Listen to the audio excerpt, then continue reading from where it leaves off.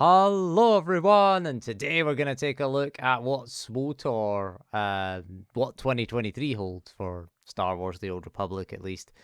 And yeah, the big things that are coming out of 2023 is, again, the game client is going to be moving to 64-bit, which is good. So it's being tested right now on the PTS. I haven't tried it myself because I don't really have time to look at the PTS. So that's a big thing. SWTOR was a 32-bit app. Technically runs in modern versions of Windows under emulation, if you can believe that. It runs WoW 64, I believe it is. Windows on Windows is what it's called.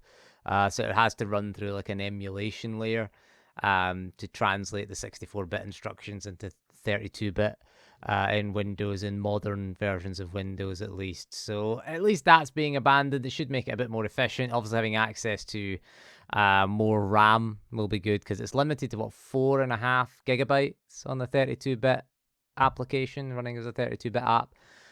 So being a 64-bit app, it should have a bit better with the CPU as well, because it doesn't have to run through that emulation layer in Windows. So at least hopefully that will be better performance. Certainly what we're hoping for. It would be nice to see the API get updated, the graphics API move away from DirectX 9. I already did a video on this with the Vulkan API where we use DXVK to convert the DirectX 9 calls into Vulkan calls, and it didn't really improve things from a sort of maximum frame rate. But one thing I did notice is the CPU and GPU utilization had gone up. Typically on my GPU, which is the 3080 Ti, it runs around 40% usage under DirectX 9, but under Vulkan it increased to 60% at least. And the CPU usage seemed higher. Obviously, it didn't really affect the higher frame rates, but I think it did impact the lows as well. Having that GPU usage, the 1% lows and the 0.1% lows, that they were a bit higher in Vulkan. The only issue was there was graphical issues with Vulkan, so it's not really playable. That's why we went back to DirectX 9, and the footage you're looking at is DirectX 9 footage, I should point out as well.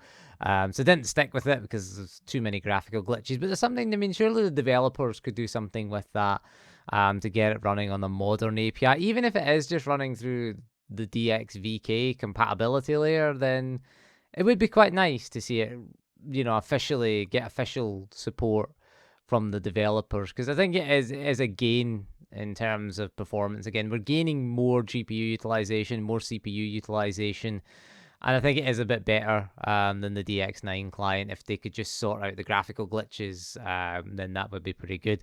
I guess the other thing is that SWTOR is migrating to the Amazon Web Servers, or the Amazon Web Services, whatever you want to call it, AWS. I don't know if that's happening in the 11th of January update. There's an update on Wednesday, the 11th of January. This video will probably go out that day. It's being recorded on the 10th, on the Tuesday. So this video will probably go out that day. So it says back-end maintenance. So I don't know if maybe that's just preparation to move to the AWS, the Amazon Web Servers, or whether it's actually going to move across to the Amazon Web Servers. Who knows? But again, that I don't know. I don't really think we'll notice much of a difference, to be honest, because I've never really had any issues for a few years now with SWTOR, and it's and from a network side, really, I've found that the connection is pretty stable where I am. I mean, again, it just depends where you live, how good your internet connection is, how good a connection that you'll have with it. And I don't think that's going to fundamentally change when it moves over. If you've got a bad internet connection, it's still going to have issues. But I haven't really had that many issues. Very, very rarely have I had disconnects, I have to be honest. There was a period of time, I think during Shadow of Revan, where it disconnected a lot. I don't know if that was at my end or at their end. So, but to be honest, for the last few years, haven't had any real issues.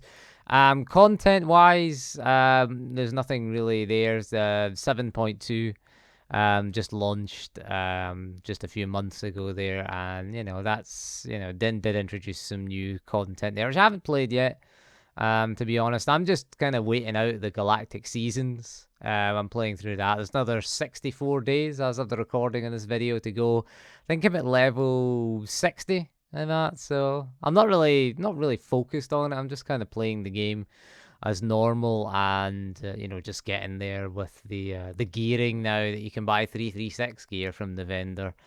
I don't really see the point in the gear upgrades, to be honest with you. I was doing fine at 330. It just means you finish content a little bit quicker, and it's not really any more or less satisfying, really.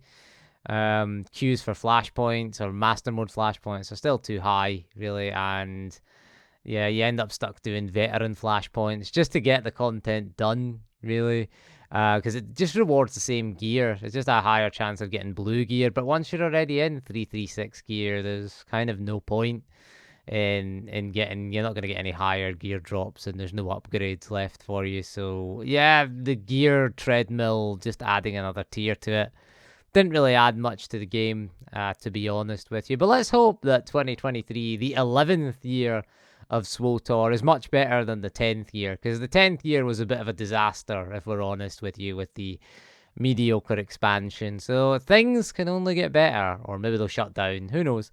But I don't think that's likely, because the fact that we're getting a 64-bit client and they're migrating the servers over suggests that they're not going to shut it down anytime soon. But anyway, you never know with EA, to be honest. But anyway, that is all for this video, so thank you for joining me, and we'll see you again soon, and goodbye.